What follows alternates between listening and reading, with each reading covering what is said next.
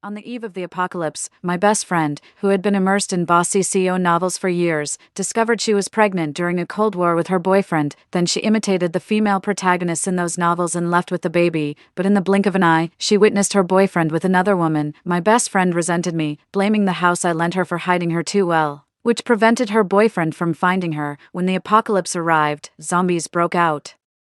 She viciously pushed me out the door. "It's all your fault, you bitch. You made Lawson unable to find me. Go die." The next second, I was brutally attacked by a horde of zombies and reduced to nothing but bones. When I opened my eyes again, I had been reborn. In my villa, my best friend Rose was asking me, "Rebecca, help me choose which dress looks better. This is my first official date with Lawson tonight." At this moment, Rose was in my cloakroom, trying on the latest seasonal clothes that my father had someone send over every quarter, since her family was in a difficult financial situation. When she asked to borrow clothes from me, I agreed without hesitation. First, I asked the servants at home to bring her many new sets of clothes to choose from, but she wasn't satisfied. Then she suggested going to my house to pick out clothes, and I agreed to that too. Her boyfriend Lawson had a terrible reputation and was known as a playboy.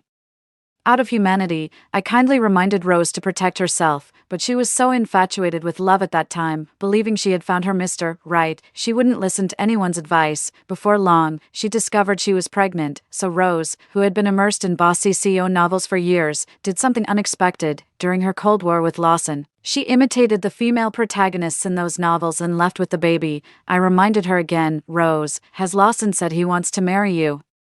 He said he still wants to enjoy the two-person world with me and doesn't want anyone else to interfere, but he will definitely marry me." Rose suddenly became sensitive. "Rebecca, are you just like the others at school, jealous that I have such a good boyfriend?" I wanted to tell her other things I knew about Lawson, but seeing her like this, I stopped. Rose soon immersed herself in her fantasies again. After she left Lawson, she thought Lawson would, like in the novels, use all his connections across the city to search the whole world for her, but in the blink of an eye, she saw Lawson with another woman. She resented me, blaming the house I lent her for miscarriage prevention, for being too secluded, which made Lawson unable to find her. When the apocalypse came and zombies broke out, she looked at me viciously and mercilessly pushed me out the door. "It's all your fault, you bitch. You made Lawson unable to find me. Go die." The next second, I was brutally attacked by a horde of zombies and left with no remains. When I opened my eyes again, I was reborn, too. At this moment, Rose, just like in the previous life, shared the news of her pregnancy with a happy face. "Rebecca, I'm pregnant." Then she fell into her own fantasies. This time, I didn't worry about how she would react after learning the truth, as I did in the previous life. Instead,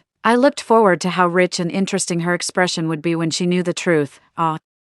Congratulations, I'm really happy for you." She didn't notice at all that I was saying something against my will. "Rebecca, I knew you would definitely bless me. You're so kind. Rebecca, can I stay at your place? Your house is so big, and it's such a waste for only you to live here. I can move in and keep you company. I'll move in tomorrow, and you know I'm pregnant. Rebecca, you should hire more experienced nannies to take good care of me. You'll be the baby's godmother in the future." In the previous life, after Rose moved into my house, she treated it as if it were her own. She said she wasn't used to the guest room, so she asked me to give up the master bedroom for her to sleep in. She became increasingly picky about food. While eating expensive bird's nest, she would complain about the taste and make all kinds of demands, using the excuse that the baby wanted it. I once overheard her bad-mouthing me to someone behind my back. "She thinks I care about these little things she provides. It's like she's feeding a beggar. I'll make the baby's father bury her in money in the future." At that time, considering how hard it was for her being pregnant, I didn't argue with her. I just wanted her to give birth to the baby and then stay away from such a person, but it was already too late. I looked at her quietly. After she finished speaking, I pretended to be surprised and asked, "If you're pregnant with Lawson's child, shouldn't you live at Lawson's place?" Rose blushed shyly and revealed her naive and somewhat stupid idea. "I deliberately picked a fight with Lawson, and we're in a Cold War now. Since I'm pregnant and suddenly leave him, he'll go crazy looking for me. The thought of a handsome, rich, and affectionate man going crazy for me makes me feel so happy." When she said the same thing as in the previous life, my opinion of her didn't change. I still thought she was the one who had gone crazy. "Rebecca, so you won't reject me, right?" "Of course not. I'll find you a suitable place for miscarriage prevention." This time, I wouldn't let her move into my house. Instead, I arranged another place for her. In the previous life, her child miscarried accidentally when they saw Lawson being affectionate with other women. This time, I was determined to let her give birth safely, so that it would be even more dramatic when she learned the truth. During Rose's pregnancy, after finishing my schoolwork, I would occasionally visit her. I brought her news about Lawson and a batch of the latest Bossy CO romance novels. I knew Lawson would search the whole world for me. Rebecca, don't let him find me. I'll give him a big surprise after I give birth to the baby. He'll love me even more. After saying that, she picked up the Bossy CO novel I brought her and became completely engrossed in it, lost in the world of the Bossy CO. Looking at her growing belly. The doctor told me that the baby in Rose's womb was very healthy. After hearing that, I felt relieved. The most urgent thing now was to prepare supplies before the apocalypse arrived. In the previous life, I had personally experienced the destructive power of the zombies during the apocalypse. Wherever they went, everything became a ruin in an instant, and no one survived. People were like ants in front of them. So this time, before the apocalypse, I had to prepare the supplies needed after the apocalypse in advance. I contacted professional craftsmen in this field, spent a large sum of money on the sturdiest building materials available, and gathered workers to reinforce the place. I paid them extra to work overtime and finished the job within a month. At the same time, I made a list of supplies and stocked up on all the food and daily necessities that could be stored for a long time. I anticipated the things that might be needed, the possible dangers, and how I should deal with them to get through the difficult times. When Rose accidentally learned that I was stockpiling goods, she couldn't help but mock me. Rebecca, have you lost your mind? How can you believe such ridiculous talk? I still remembered how Rose in the previous life had looked at me with disdain and spoken to me in a tone full of disgust. Her current reaction was exactly the same. I described it to her seriously. I saw it in my dream. They have long fangs, ferocious and terrifying faces, and can tear people apart in an instant. Suddenly, I shouted her right next to her ear, scaring her so much that her face turned pale and she let out a loud scream. Rebecca, what are you doing? If something happens to the baby, Lawson won't let you off. She didn't know that I had been waiting for this day for a long time. 3. During Rose's pregnancy, I also kept an eye on Lawson's whereabouts. When Rose had a massive hemorrhage during childbirth, Lawson was still having a good time in some other woman's arms. Not long after giving birth, Rose couldn't help but go to find Lawson. She put on some makeup to cover her sallow and listless face and then went out. Before leaving, she begged me to go with her, and of course, I was happy to do so. I even told her Lawson's exact address. In front of the hotel room, Rose asked me uncertainly, Rebecca, is Lawson really inside? I nodded and watched her open the door nervously. Immediately, inappropriate sounds came from inside. Lawson was having sex with the woman beneath him. Clothes were scattered all over the floor from the door to the bed. Rose couldn't believe what she was seeing. Her eyes filled with tears, and she covered her mouth. The next moment, she let out a scream, picked up something, and started hitting the woman hard. As she hit her, she cursed madly, I'm going to kill you, you slut. How dare you seduce my husband? I'm going to kill you. Kill you. The woman thought Rose was Lawson's wife. After getting hit, she hid in Lawson's arms. Lawson seemed to have forgotten who Rose was long ago and asked angrily, where the hell did this crazy woman come from? His good time was suddenly interrupted, and Lawson was so angry that he wanted to strangle Rose. Rose suddenly stopped, her face covered in tears, looking at Lawson pitifully. I'm Rose. How could you forget me? Hearing Rose's question, Lawson felt extremely annoyed. When had he ever slept with such an ugly woman? Damn it, who wants to remember such an ugly person? Crazy woman, get the hell out of here. Rose was stunned. The thing in her hand slipped to the ground. She couldn't believe that Lawson could change his heart so quickly. I'm your Rose. Are you angry with me because I left suddenly? Rose finally got a good look at the woman in Lawson's arms. The woman somewhat resembled herself, and Rose became even more convinced. It must be like that. She's my substitute, right? I'm back now. Get rid of her. I know you're angry with me and want to make me jealous, but I won't leave you again, Lawson. Please forgive me. Okay, and I've already. Before Rose could finish speaking, Lawson had long lost patience with listening to a madwoman's nonsense. He directly drove her out of the room. I was so engrossed in watching the scene that I didn't have time to dodge. Rebecca, what are you doing here? I pretended not to hear Lawson's words. Lawson had pursued me when we were freshmen, but I couldn't stand his messy relationships with men and women, so I clearly rejected him. But in Lawson's eyes, it seemed like I was playing hard to get.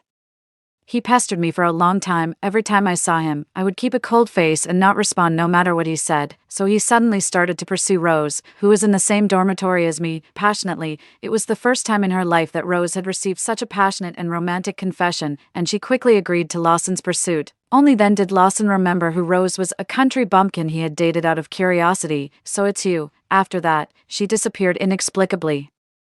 and he was glad to be free from her, without having to deal with the situation himself. Hope sparkled in Rose's eyes. Lawson, you're not angry with me anymore. I knew you still loved me. Lawson had never met someone more narcissistic than himself, especially a woman. Rose, did you damage your brain during the time you were gone? Didn't you look in the mirror when you got up this morning? Look at your disgusting face and your body that's as fat as a pig. Which man would be interested in you?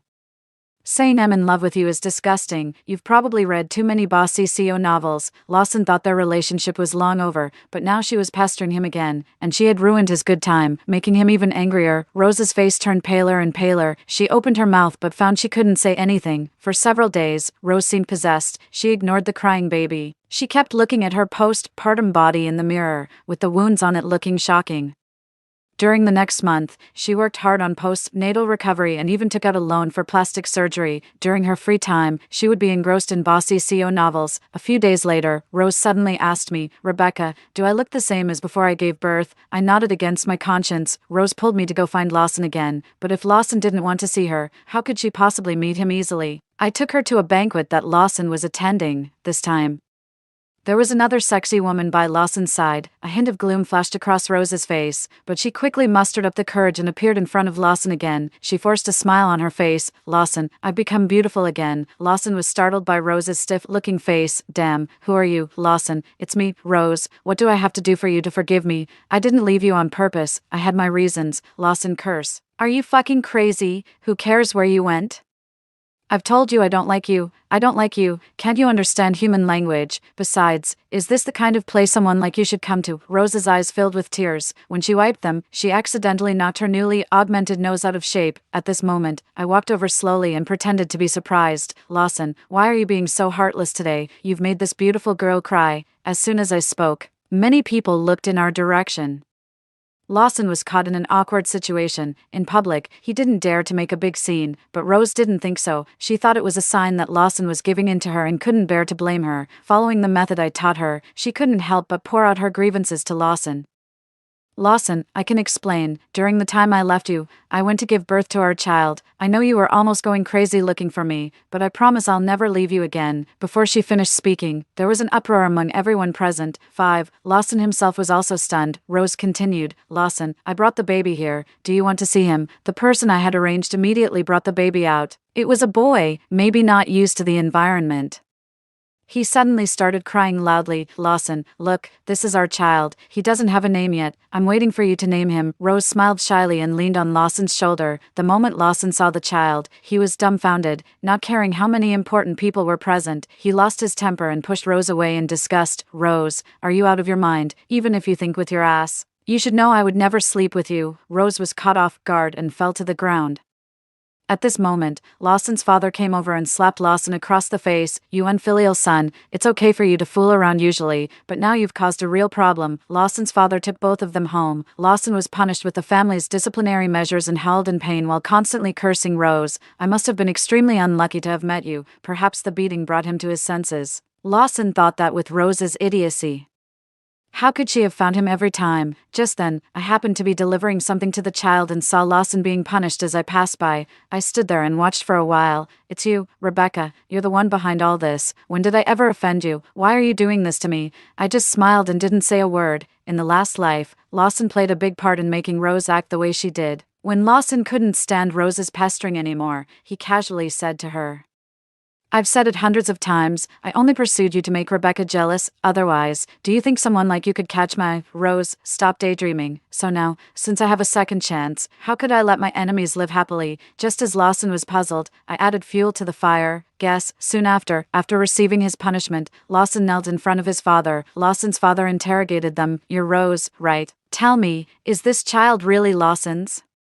Rose nodded vigorously and said sincerely, It's Lawson's, he's the only man I've ever been with. Lawson was so angry that he laughed and looked at me standing behind Rose. Rose, don't be stupid. There's no way I would touch you. You don't turn me on at all. If I were to be with anyone, it would be the beautiful Rebecca, your best friend. Do you get it? Suddenly, I, the onlooker, became the target of the conflict. I couldn't help but frown. Rose looked at me, then at Lawson. looking incredulous. Rebecca, you too. I immediately shook my head. Lawson's father directly ordered a paternity test for the child and waited for the results. After his father left, Lawson became even more brazen. Ignoring Rose, he looked at me with great interest, as if I were his prey. I like Rebecca, and that child in your belly really isn't mine. The only person I'd have children with is Rebecca. He then looked at me provocatively. 6. Anyone could tell that Lawson was doing it on purpose, but the love-struck Rose couldn't see through it and fell right into Lawson's trap. Rebecca, I thought you were my best friend, but this is how you treat me. No wonder you were so nice to me, helping me all the time, providing me a place to stay for free, finding people to take care of me, and always knowing where Lawson was. You've been planning this all along. You're so shameless for stealing your best friend's man, Rebecca. I'm going to kill you. She had completely lost her mind. All I could do was dodge her. Soon, the paternity test results came out, confirming that the child had no relation to Lawson. When Lawson described that night, he didn't even pay attention to whether Rose was there or not. With Rose's appearance and body, he couldn't get aroused at all, so he didn't care about her at all. Later, it turned out that Rose had been taken away by a group of people next door. No one knew who the child's father was.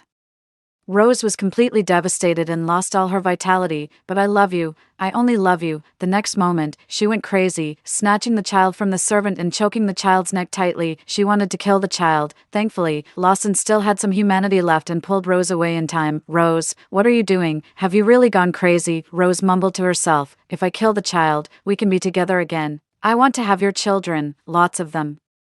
This bastard can't stay, he's my stain. Lawson, is that why you don't want to be with me? Because of this child. After learning that Rose's child had no relation to Lawson's family, she was immediately kicked out. Rose was a bit deranged, constantly mumbling to herself and going out to look for Lawson. When Lawson was sweet-talking his new girlfriend, Rose would suddenly appear out of nowhere. She scared them half to death. And this happened so often that it almost made Lawson lose his nerve. Rose would grab the woman and say, "You're just my substitute. Lawson only loves me. All of you are my substitutes. I'm the one he truly loves. The leading lady. Haha, you're all just substitutes." Finally, Lawson couldn't take it anymore and slapped Rose. She covered her face, looking shocked. "How could you hit me for a substitute? Rose, you lunatic, have you gone crazy enough? Stay away from me and don't ever show up in front of me again." Lawson had no desire to deal with her anymore and spat on the ground. What bad luck. Seeing how Rose was, I brought her parents over. After telling them the whole story, I handed Rose back to her parents. Rose's parents agreed to come because they heard that Lawson's family was rich and thought they could get some money out of it, so I arranged for a driver to take Rose's parents, the child, and Rose to wait at the gate of Lawson's ancestral house early in the morning. Lawson had to get out of his cozy bed and rush home after a call from his father. "You unfilial son, get back here right now and deal with this mess." 7. When Rose saw Lawson, she immediately ran towards him excitedly and shouted, "Lawson, did you know I was waiting for you here and came back specially to pick me up? My parents said they're here to discuss our wedding." Lawson, "Buy my parents a big villa nearby too, so our families can visit each other often." Lawson's expression was indescribable, and he frowned. Seeing this, Rose's mother immediately stepped forward to greet him. "You're Lawson, right? What a handsome young man. You and our Rose make a perfect couple, and this child looks so much like his father. They could be twins." I looked at Rose, whose hair was a mess and her face was so heavily made up that she looked like a ghost. Then I looked at Lawson. Although he had a gloomy expression, his handsome yet philandering aura couldn't be hidden. It was hard to say they were a good match, and the child didn't resemble him at all. I shook my head secretly. None of these people were easy to deal with. Lawson explained to Rose's parents that the child wasn't his and that he had no relationship with Rose. But Rose's parents were convinced otherwise and wouldn't listen to anyone. Finally, Lawson got so angry that he called the guards to throw them out. Not only could he not get rid of Rose's parents, but he couldn't even get rid of Rose, who insisted on staying with him. Lawson pushed her hard, and Rose fell to the ground. She immediately started crying, and Rose's mother shouted, "Heartless bastard, you look decent on the outside, but how could you sleep with my daughter and then refuse to take responsibility? There's no such free ride in this world. My daughter even gave birth to your child, and this is how you treat her. I want to see your parents and find out what kind of heartless people could raise such an irresponsible son." Lawson was more wrong than Doi, a wrongly accused character in Chinese literature, and couldn't defend himself. It was no use showing them the evidence. It was clear that they were trying to extort money. Lawson was about to call the police, but his father stopped him, concerned about the family's reputation. They didn't want to make a big scene. In the end, they gave Rose's family a sum of money to settle the matter. Lawson was furious but had no choice but to obey. Just when Lawson's family thought the matter was over, Rose's parents came back after spending all the money. Lawson's family thought it was better to solve the problem with money and avoid a scandal. Especially since Lawson was recently set up on a blind date and his wedding was approaching, they couldn't let it fall through. Rose's parents became more and more greedy, coming to Lawson's family every time they ran out of money. When Rose's parents made an exorbitant demand that Lawson's family refused, they were thrown out. Because of Rose's affair, Lawson had to follow his family's arrangement and get engaged to a wealthy young woman from a similar background, but on the day of Lawson's engagement, all 4 members of Rose's family showed up at the ceremony. The deranged Rose even inappropriately shouted husband to Lawson in front of his fiancée. "Lawson, are you finally going to marry me? I want to have many children with you." The atmosphere at the scene reached a boiling point, and everyone couldn't help but eavesdrop on the gossip. Lawson is a good-looking guy, but his love life is a mess. He doesn't know how to keep a low profile. It's really embarrassing to have this kind of scene at a wedding. I've heard that this woman gave birth to an illegitimate child for Lawson's family, but since the child's status isn't recognized, the family kept them away. I guess they were living outside. Even the woman's parents came to demand that Lawson's family marry her. Lawson's father was enraged and ordered people to throw Rose out. Lawson's fiancée slapped him when she saw this scene. "Lawson, I thought you had changed your ways, but I was wrong. You've really let me down." Lawson's fiancée, Sadie, was his former first love, who had left him to study abroad. After returning, they reconnected and got back together. Both families hoped they would get married since they knew each other well. Lawson grabbed Sadie's hand nervously and tried to explain. "Sadie, don't believe this crazy woman. I really have nothing to do with her." 8. With Lawson's past track record, how could Sadie believe him? "I sent someone to give the child back to Rose and take a message for her."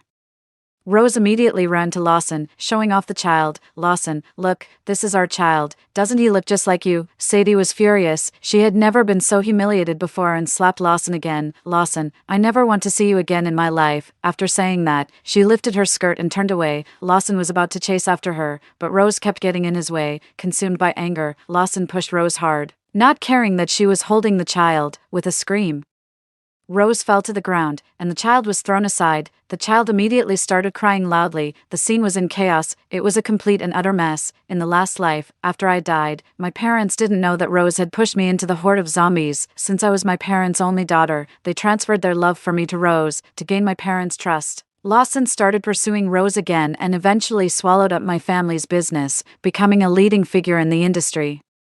Lawson achieved both fame and fortune and had a beautiful woman by his side. My parents, however, were deceived by Lawson and Rose's conspiracy, lost all their property, and finally died by jumping off a building. I've remembered every single one of these deaths. After today, Lawson's reputation plummeted again, becoming the talk of the town, but the ultimate goal of Rose's family was money, and they wouldn't give up until they got it. In the eyes of Rose's family, poor people didn't care about dignity. All they cared about was having enough to eat and money to spend. Since Lawson's family refused to give them money, Rose's family waited outside their house every day. Since Rose's family had ruined the engagement, there was no way Lawson's family would give them money. Lawson spent days trying to explain himself to Sadie in person, but she refused to see him. He waited outside Sadie's house for days, rain or shine.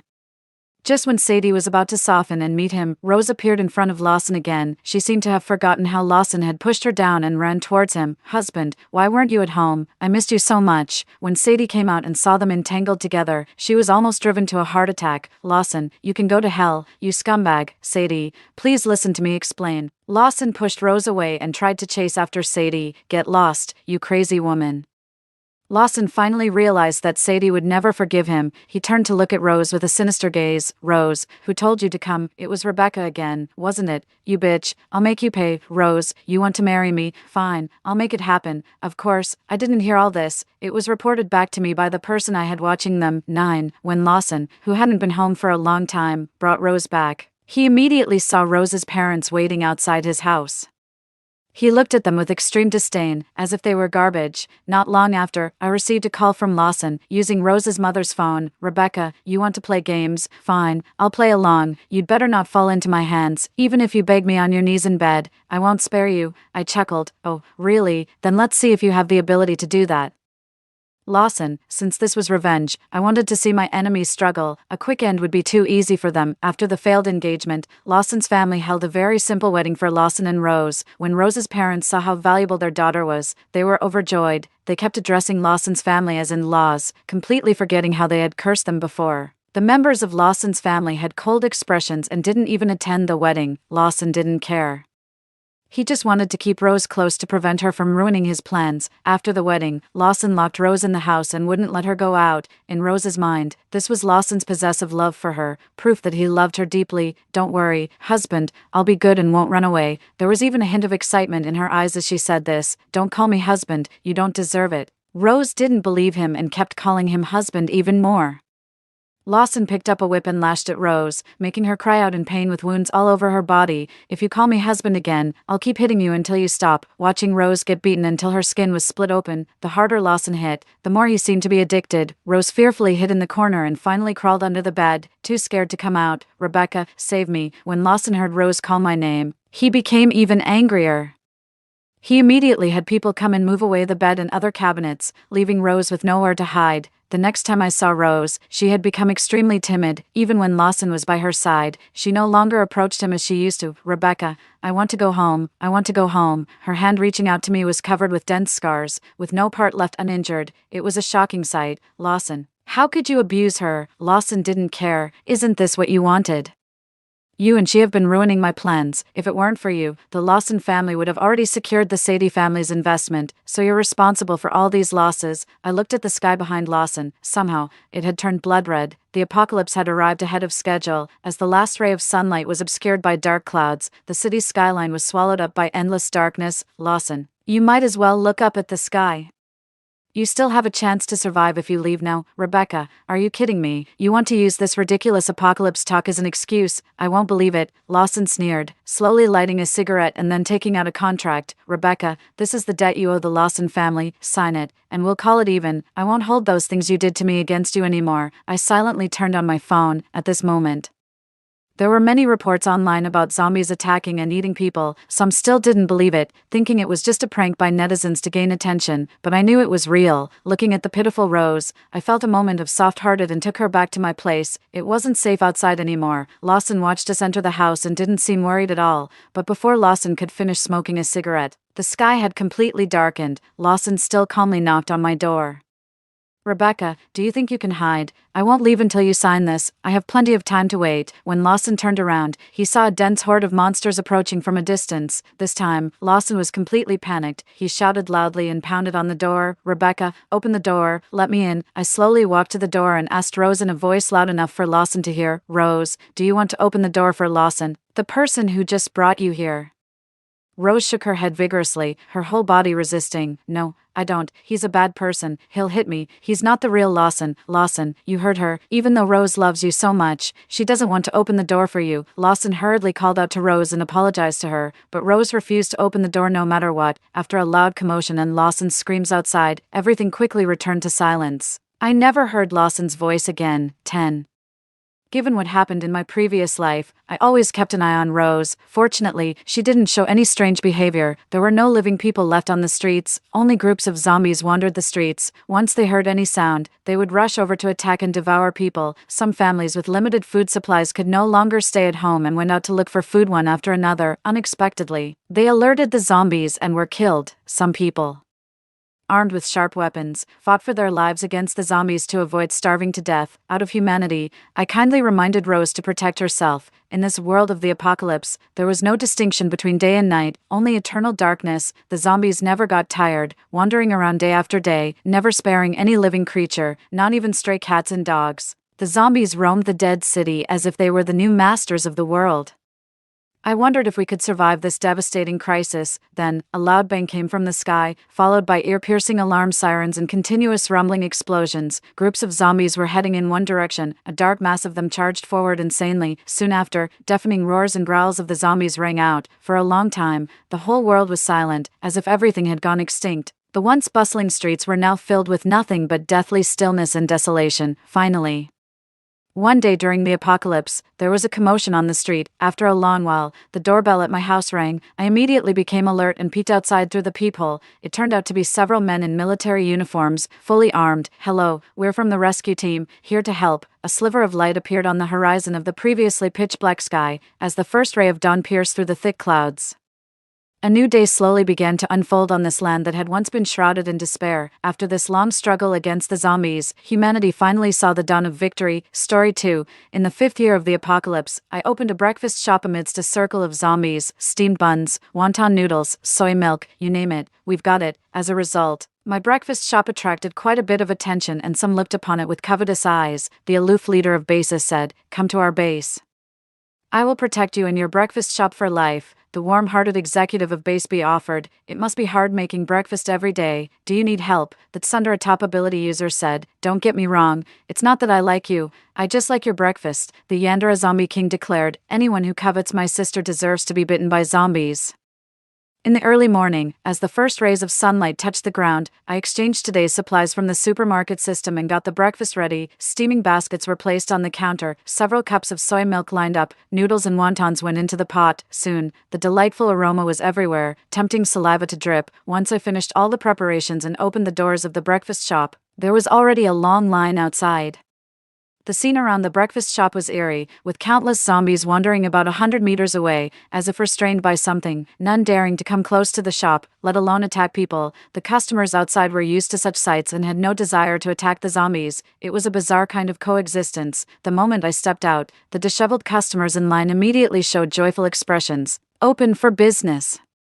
I flipped the sign from "temporarily closed" to "open for business." The crowd surged, with many eager to rush in, but seemingly bound by some unspoken rule. They orderly queued up. "Ms. Sue, I'll have a pork bun and a soy milk, please." I packed the pork bun, handed over the soy milk, and said, "All right, that will be 1 second-tier crystal core." In these apocalyptic times, crystal cores had become the hard currency, with higher-tier cores being rarer and more valuable. The man, wincing as if in pain, silently handed over a second-tier crystal core and joyfully accepted the long-missed pork bun and soy milk. At a nearby table, a girl was devouring a deep-fried dough stick. Before the apocalypse, I never ate fried foods, they're bad for health, but now, I think they're absolutely delicious. The girl across nodded in agreement. I used to dine only in upscale restaurants, spending no less than 4 figures per meal. Now, I think no fancy restaurant can match the taste of noodles from Ms. Sue's humble shop. The hustle and bustle inside the small shop was reminiscent of the pre-apocalyptic days, a nostalgic throwback. I served the cooked noodles, spicy beef noodles and 2 cups of soy milk. "That'll be 5 second-tier crystal cores." As soon as I spoke, there was a slap on the counter, and the table shook. "Why are these beef noodles and soy milk so expensive? 5 second-tier crystal cores.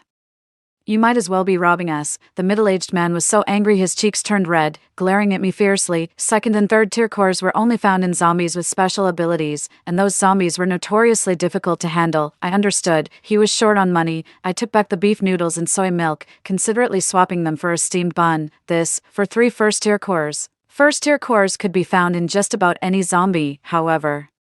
The man ungratefully snatched back the beef noodles and threw a first-tier core on the table. "Beef noodles used to cost only 12 yuan a bowl. 1 first-tier core is enough, and give me 2 cups of soy milk too." I twitched a smile. "Sir, you are truly generous. You could have just taken them by force, but you still left a core for me." The man didn't catch my sarcasm, thinking I was easy to bully. Just as I was about to continue mocking him, I snatched the bowl of beef noodles from his hands and dumped it on the floor. I lowered my voice and said coldly, "Now, this bowl of noodles is worth a top-grade crystal core. Get on your knees and lick it up." "What do you mean?" The man's anger flared up instantaneously, his palms conjuring a dangerous fireball. Clearly, he was a fire-type ability user. Although I don't possess combat abilities, I wasn't afraid of him. "Are you planning to wreck my breakfast joint?" Hearing this, the other customers quickly stood up, their own abilities manifesting in their palms, ready to confront the troublemaker. The tension was palpable. "What's going on here?" A frosty voice cut through the air, making the warm June air feel like the dead of winter. As the strikingly cool man entered the diner, everyone showed their respect. I took the initiative.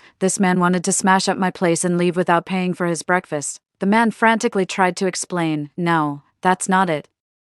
Leader Lawson, with a chill in his eyes that could freeze fire, Lawson barely lifted a hand before someone dragged the troublemaker out of my diner. Half a minute later, as I was cleaning up the spilled noodles, I overheard the diner's patron saying that the troublemaker had been expelled from the base by Leader Lawson. Lawson came back in as I was serving braised noodles and handed him a bottle of soy milk. "I'm glad you arrived just in time, or he surely would have smashed up my place." Just thinking about my diner in shambles made me feel suffocated. He spoke softly. Let me know if you need anything in the future. Sure, thank you, I replied with a smile. Lawson had been a regular since the day I opened. Every time there was trouble, he was there to help, which was one of the reasons I wasn't afraid of that man earlier. Seeing my smile, the ice in Lawson's dark eyes seemed to melt a bit. He picked up his chopsticks and elegantly ate the noodles. Bringing an air of finesse to the humble diner, after finishing his meal, he left without lingering, generously tossing 2 third-grade crystal cores my way. Though he was already far away, I held onto the crystal cores and shouted excitedly, "Come by any time." I was practically counting on his visits to make my fortune. "Are you talking to me?" A gentle voice tinged with amusement answered. I turned around to meet Landon's eyes, soft with tender affection, and I understood. Regular customer number 2 had arrived. On my way here, I heard there was some trouble in the shop. Is everything resolved? Landon's voice was as gentle as a spring breeze, often clearing away my bad moods with just a few words. I nodded. Lawson took care of it. Landon paused, then smiled. I'm a bit disappointed it wasn't me who helped Serena. Please let me handle it next time you're in trouble. He stepped closer, reducing the distance between us. As I looked up, I could see my reflection in his eyes. My cheeks flushed, and I stumbled back a few steps. "Okay, sure," I stammered. Landon laughed, straightening up. "I'd like a bowl of pumpkin porridge and a cup of soy milk for breakfast today, please." As someone ordered, I reflexively responded, 2 third-grade crystal cores. "Thank you for your patronage." Landon tapped my forehead with a smile, calling me a little money grubber, but still placed the crystal cores in my hands.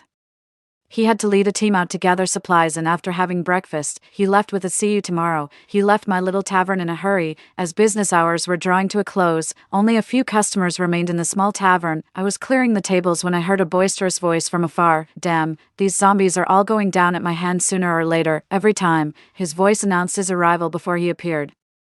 No need to guess, I knew it was Levi. "Hey, serve me 3 portions of spicy wontons," Levi commanded, settling down at a vacant spot with his 2 underlings. I slammed down 3 extremely spicy servings of wontons on the table. "First off, my name isn't Hay," he retorted, "and the second, I said, is that'll be 5 second-tier crystal nuclei. Thank you for your patronage." Only when he drew nearer did I notice the blood-soaked bandage on Levi's face. I was taken aback. "Are you hurt?" Levi covered his face with his hand, quickly turning his cheek away. One of his underlings chimed in, "Yeah, we were on a mission yesterday, and ran into a tough zombie in the horde." Levi got scratched up. "We told him to rest, but he wouldn't even stay in bed, insisting on coming here for breakfast." The other underling winked and teased, "I bet Levi just wanted to see you, Bossu." Levi swiftly rose from his chair and glared at his subordinates. "Stop spouting nonsense."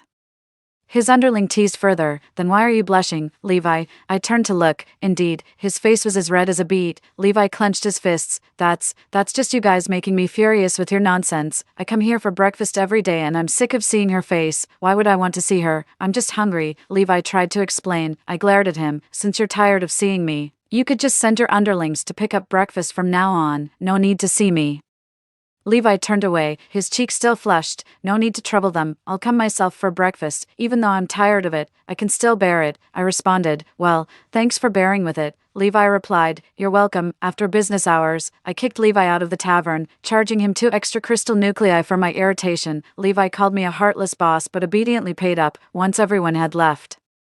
I opened my cash drawer and poured out all the crystal nuclei I had earned that day on the table. They clattered, filling the surface with colorful heaps. I was delighted. I accessed the supermarket system in my mind and the shopping options unfolded. A 3rd-tier crystal nucleus could buy 2 boxes of meat, a 2nd-tier one a pack of rice, and a 1st-tier one a pack of flour. I exchanged them for the supplies needed for the next morning's breakfast. Soon, the kitchen was stocked with bags of food, including seafood. At the same time, dozens of crystal nuclei vanished from the table. This was my supermarket system, which had appeared in my mind the day the apocalypse began. I packed the remaining crystal nuclei into bags, filling 2 hefty ones, then slipped out the door stealthily, choosing back alleys. I encountered no humans or zombies. About 10 minutes later, I pushed open a small door, and just as I entered, a voice filled the room. "Sister, I thought you weren't going to come. I was about to send my people to look for you." The thought of being hunted by a horde of zombies jolted me, my legs going weak. No need to look for me. If I promised you, I'd definitely come. "Here are today's crystal nuclei. Eat up." I placed the 2 bags of crystal nuclei in front of Lincoln. Lincoln extended his pale, terrifying hand, took a crystal nucleus, and began crunching on it with his teeth. Every time I saw him eat a crystal nucleus,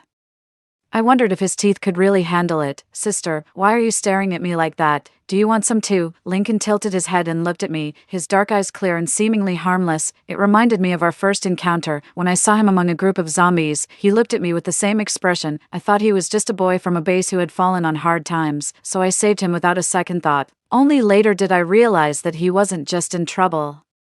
He was actually the king of zombies. As the saying goes, it's easy to invite a god, but hard to send one away. Since then, Lincoln has stuck to me. Not only that, but I have to feed him crystal cores every day. Watching him casually crush a level 3 crystal core, my heart bleeds. He's like a creature that devours gold. However, I've gained a little benefit too. In this post-apocalyptic world, no zombies dare attack me. They won't even come within 100 meters of my little shop, sister.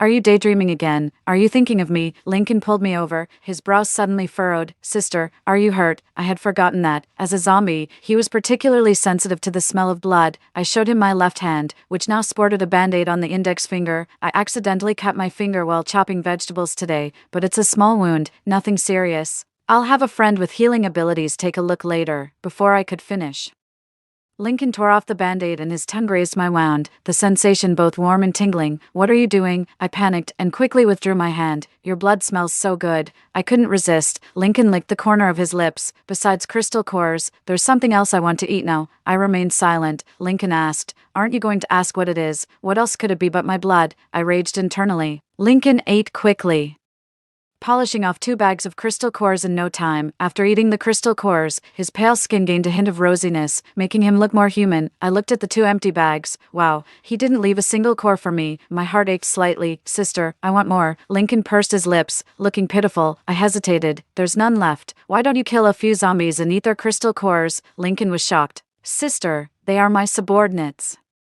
How could I harm my own subordinates? So, it's fine for others to cut them down and give them to you. Huh. I would call that laziness. I'll bring you more crystal cores tomorrow. As I pondered raising the prices for tomorrow's breakfast, Lincoln pulled me into his embrace. Sister, you don't need to go to so much trouble. He brushed the long hair off his shoulder and pressed his lips against my neck. Half an hour later, I staggered back home. In the mirror, the spot on my neck where Lincoln had touched was now marked with a red bruise, looking almost like internal bleeding. My neck still retained the cold touch of Lincoln's body. I touched it with a fingertip and hissed in pain. Is he a zombie or a vampire? He almost drained all my blood. If it weren't for the fact that I wouldn't turn into a zombie, I'd definitely smash Lincoln's head in. Nighttime, with few entertainment options. Most humans would be asleep at this hour.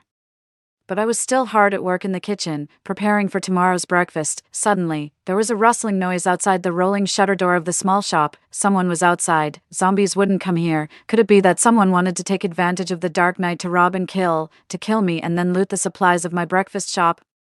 My heart trembled with a rustling sound that seemed like someone prying a door open, and my hand clutching the kitchen knife began to sweat. Gathering my courage, I shouted toward the door. Who's there? A weak voice responded after a moment. Lawson, Lawson. It indeed was his voice. But why on earth would he appear here in the middle of the night? I raised the shutter door to find Lawson sitting on the ground, leaning against the wall, with a significant amount of fresh blood flowing from his abdomen. The scent of blood permeated the air, and though the zombies lurking about 100 meters away were eager to move closer, they dared not, perhaps out of regard for Lincoln, fearing that the zombies would lose control and attack. I hurriedly helped Lawson into the small diner. How did you get hurt? Where are your men? Are you alone? I was out exploring this afternoon and encountered a swarm of zombies. I got separated from my team, Lawson explained. During the separation, he encountered an unusually ferocious zombie he couldn't defeat. The trail of blood had attracted too many zombies, so he had no choice but to seek refuge in my diner, a place zombies strangely never approached. With no one around who possessed healing abilities, I could only rummage through the medical kit to physically stop his bleeding. Fortunately, the wound wasn't severe. I applied pressure to stop the bleeding, sprayed some Yunnan Baya on it, and wrapped it with gauze. Thank you. Lawson looked at me, his usually cold voice softened slightly. Once everything was settled, I finally noticed his sturdy physique in my hand that had inadvertently rested on his abs. I couldn't help but notice they felt quite nice. I chuckled awkwardly and withdrew my hand. Sorry about that, Lawson replied calmly. I don't mind. Huh, what didn't he mind? My accidental touch, or the fact that I touched his abs? Before I could figure it out, he continued, can I stay here tonight? Given Lawson's injuries and the distance to his base, it was risky for him to travel in his weakened state as any zombie could attack him on the way. I took him upstairs and picked a guest room for him. The next day, I had to sell breakfast early in the morning, so I got up and carefully made my way downstairs without waking Lawson. The diner was bustling, And I was swamped with work. Do you need help? I looked up to see Landon watching me with a gentle smile. I declined. No need. How can I let a guest help? Am I just a guest then? A hint of sadness flickered through Landon's eyes. Feeling a twinge of guilt at his expression, I replied, of course not. Caught in his earnest gaze, I added, we're still friends, aren't we? Landon smiled wryly and ruffled my hair. When will Serena ever learn? I was about to respond when I noticed Landon's gaze shift towards the staircase. His gentle eyes turning sharp. Following his gaze, I saw Lawson descending the stairs with ease. Then, I saw Landon's uncharacteristically cold smile. Why is this man in Serena's house? The animosity between Landon and Lawson wasn't new. At the breakfast diner, I'd often heard about the strategic moves and almost fierce rivalry between them over recruiting people with abilities for their respective bases. I glanced between Landon and Lawson, feeling a chill as my palms began to sweat. With a grave expression, I began to contemplate whose side to take if a fight broke out, wondering if I should first protect my breakfast setup. Why am I here? Strange, isn't it? Lawson was the first to speak, igniting the dangerous tension in the air. I saw Landon's usually calm face crack as he stared icily at Lawson. Unperturbed, Lawson approached me and asked quietly, where did I put my clothes from last night? Clothes? He didn't bring any clothes last night, did he? I shook my head unconsciously. I didn't see you bring any clothes. Lawson didn't seem to care. Maybe I remembered wrong. I thought he was just confused. But when I turned around, I met Landon's dark gaze. His stare made me feel inexplicably guilty. Was it my imagination? Or was there a broken spring in his voice? Last night, clothes. Did this man sleep here at Serena's place? Putting it together like that, I finally realized what seemed amiss. It did sound rather suggestive. Don't misunderstand, it's not what it seems, I hurriedly explained to Landon. After I finished, Landon's expression softened like a warm spring breeze. He first expressed regret that Lawson was still around, then gently ruffled my hair. Landon warned me not to let just anyone into my home and to be wary of those with ulterior motives. Lawson glanced at the hand on my head, in broad daylight. This physical familiarity seems more suspicious than mine, Landon retorted. Serena and I are close. Lawson responded, indeed, after all, you are Serena's friend. He emphasized the word friend. He clearly heard the conversation between me and Landon. Landon couldn't muster a smile. The two men exchanged glares filled with hostility. Both of you, standing here like guards, are scaring away the customers from their breakfast. Move aside. Before the tension escalated again, I quickly shouted and pushed them to the side. If you're not having breakfast, then leave, eventually. Both ordered their breakfast and sat in opposite corners of the small diner. I breathed a sigh of relief for the survival of my shop. Hey, give me a spicy wonton. Levi appeared right on time. Why aren't you resting at the base after getting injured, and instead coming all this way for breakfast? I remembered what his two subordinates said yesterday. Levi, blushing, said, I was just too hungry. It's not because of you. Don't get the wrong idea, me. What did I misunderstand? Levi slowly took the wonton, hesitating several times as if he wanted to say something. I noticed his hesitation. Is there something you want to say? The flowers at Dongya have bloomed. If you really want to see them, I guess I could take you, but I'm not really interested in going. I received a glare from Levi. He grabbed his wonton and angrily found a corner to sit. I was baffled but continued to busy myself with the breakfast preparations. Big sister, I want this. I looked up. And Lincoln's pale face caught my eye. In an instant, my heart stopped. What are you doing here? I lost my grip. The spoon fell into the sink, splashing water on my face. Lincoln reached up to wipe the droplets off my face, smiling, because I missed Big Sister and couldn't wait until the afternoon, so I came over early. His touch was cool, making me shrink my neck. After drying my face, Lincoln didn't remove his hand, instead gently caressing my cheek and amusingly pinching my earlobe. I slapped his restless hand away, pulling him aside in a flustered whisper. Are you a zombie? You're being so brazen. Someone's going to kill you for this. Lincoln smiled, his eyes curling up. Is my sister showing concern for me? Sort of. It's mainly because I'm afraid they'll misunderstand me.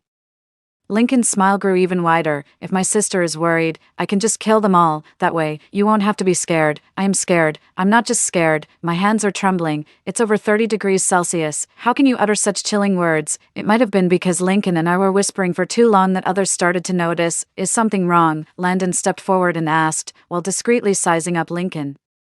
I saw Lawson and Levi also shifting their gazes toward us from other corners. It's nothing, my friend. He came to borrow money. Yes, to borrow money. I blurted out a lie, earning as much as I do daily. It did seem plausible for friends to ask me for money. Go upstairs and wait for me. We'll talk about the borrowing after I close the shop. I gave a dry laugh and pushed Lincoln upstairs. I saw Landon's eyes darken slightly, his gaze lingering on Lincoln's retreating figure as if deep in thought.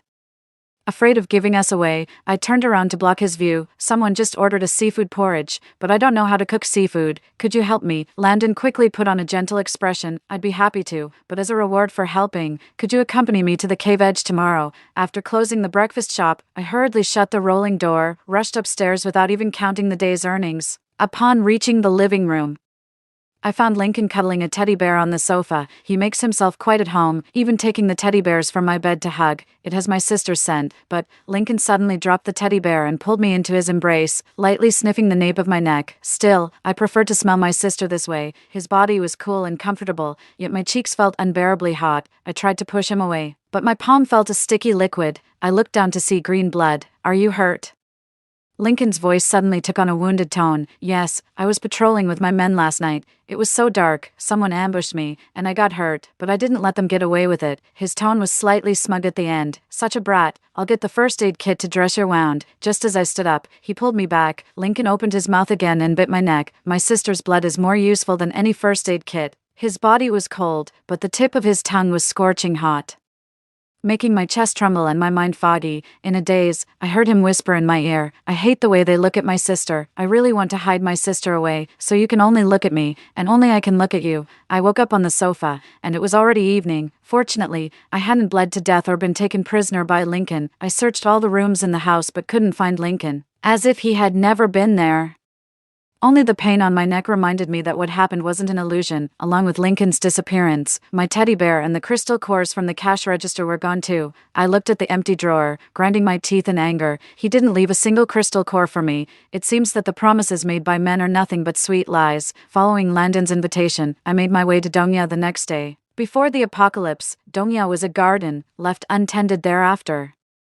The flowers spread wildly, blooming profusely, and becoming even more stunningly beautiful. When I arrived, Landon was already there waiting for me. He had cleared the area of any nearby zombies. Sorry, have you been waiting long? I asked as I jogged over. What if I said I've been waiting a long time? Would Serena compensate me? Landon replied, a gentle breeze tousling his hair, his voice and gaze softened with tenderness. I'll throw in an extra bottle of milk with your breakfast tomorrow, I quipped, breaking the mood. Having a bottle of milk in the post-apocalyptic world was something quite coveted. Landon seemed surprised for a moment and then chuckled softly. Serena, you're quite amusing. I wasn't much interested in flowers and was preoccupied with delivering a crystal core to Lincoln. After admiring the flowers for a bit, I prepared to say goodbye to Landon, but he spoke first, holding a gardenia he had been searching for. Serena, do you know the meaning behind the gardenia flower? He asked. What is it? I responded, puzzled. Landon didn't answer. Instead, he leaned in and tucked the gardenia into my hair near my ear. He was so close I could see each of his eyelashes and my own reflection in his pupils. The atmosphere shifted at that moment. Landon's Adam's apple bobbed, and his hand caressed my cheek, moving closer to me, feeling flustered.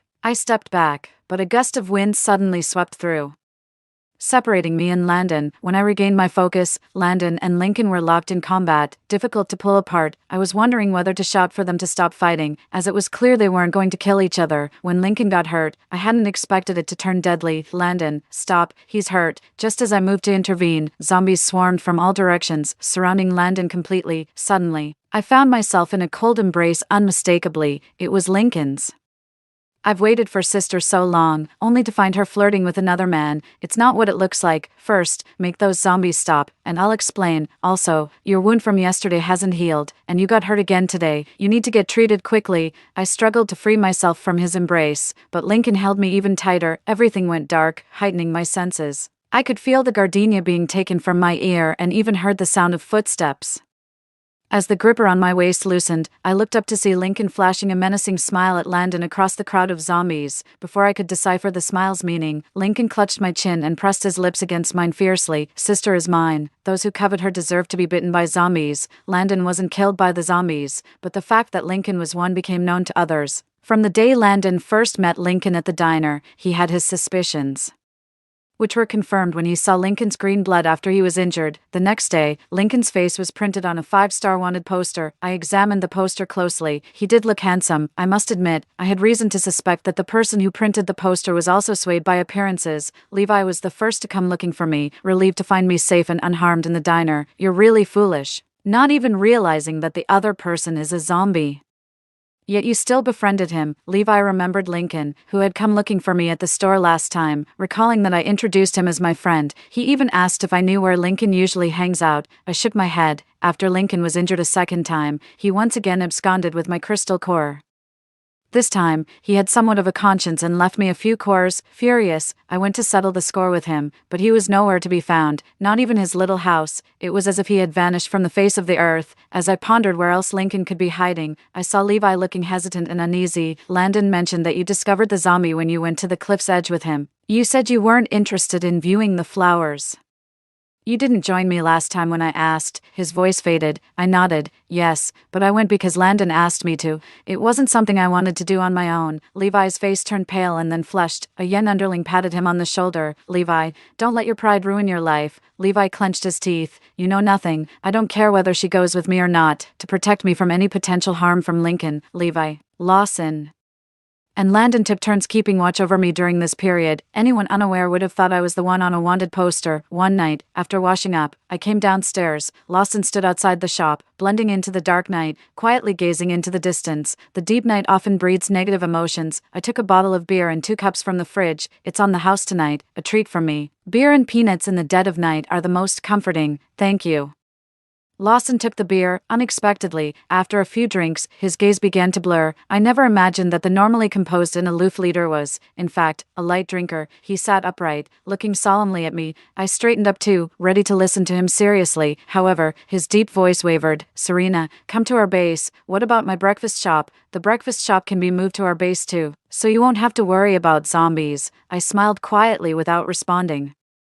Lawson continued, Serena, I will protect you and the breakfast shop for a lifetime. A week after Lincoln disappeared, I finally received news about him. Landon said that Levi's Special Abilities Squad had found him. Levi's power was recognized as the strongest, especially against an injured zombie. Quickly, they captured Lincoln, who was now detained in the base's laboratory. I was stunned. The word laboratory made me think of a lab rat being pricked with needles, snapping back to reality.